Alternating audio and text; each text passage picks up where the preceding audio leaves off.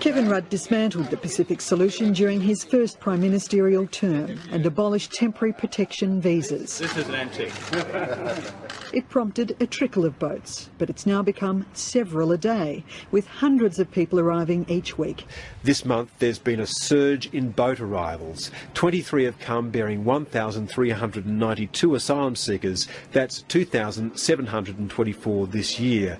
And today there was another tragedy. A boat capsized just north of Christmas Island. Boatloads of asylum seekers are swamping the government's rebooted Pacific Solution, arriving at more than double the rate of last year. Yesterday there was another tragedy at sea. It is of concern. That's why we need to implement all of the recommendations of the Houston panel. 7:30 understands intelligence shows hundreds more people are in transit to Australia right now.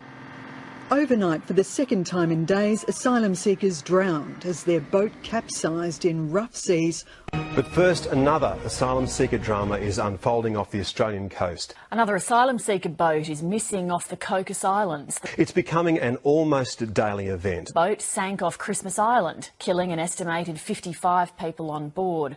And there's been a steady flow of Iranians that are being assessed as economic, not political refugees. A certain proportion of people who come to this country are not bona fide refugees. So if they're found not to be a refugee and not to therefore be afforded that protection, we will seek to send them home as quickly as possible. Today marked the 50,000th arrival by boat since you changed the Howard government's border protection policy. How do you get the balance right? The difference was the change in the domestic policy. We said that this would take quite some time to take effect, that people smugglers would challenge the business model. When you announced the election, you unveiled Labor's slogan, "A New Way." You've been in government for 6 years. The public has had 6 years of your way. Why would voters accept that now you're going to have 3 years of a new way? They've had your way. Good morning, Chris. Good morning, how are you? I'm glad to see you, and I feel sorry for you for what happened to the Labour Party. They're really shit.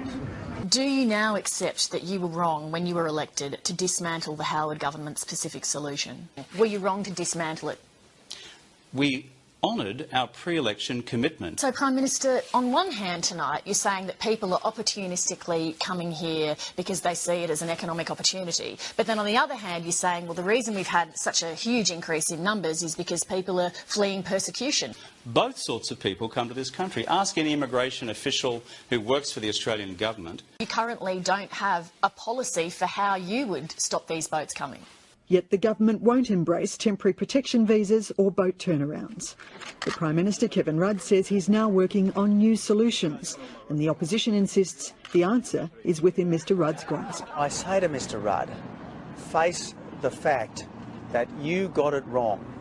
Be man enough to admit that you got it wrong.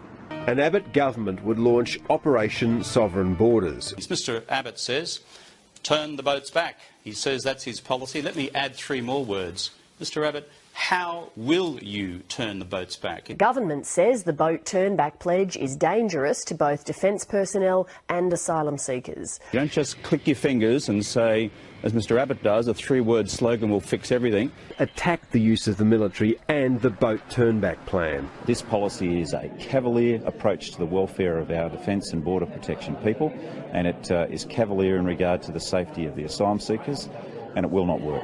Can you safely turn around boats without Indonesia's cooperation? Yes, we can. You've said that you will turn back the boats where it's safe to do so. Many naval types have warned that you can do that, but that it is risky and it's dangerous. Currently, these serving people in our defence forces and our customs agencies are out there taking bodies out of the water. Would you write a reply? In terms of turning back the boats, you can't take the policy settings that were used in 2001, photocopy them, and think that in the intervening years, people smugglers haven't learnt anything. And that obviously includes turning boats back where it's safe to do so. You're not going to turn boats around. Our record shows that we have, and the proven resolve and commitment and consistency. We've always believed in these policies. The government has had every point in the compass on this debate, and that's why the people smugglers can say that they'll change their mind, because they have changed their mind on so many occasions. Implementation, follow-through has always fallen apart down the track. Well, I think it's plain that the government's tow back the boats policy is in tatters.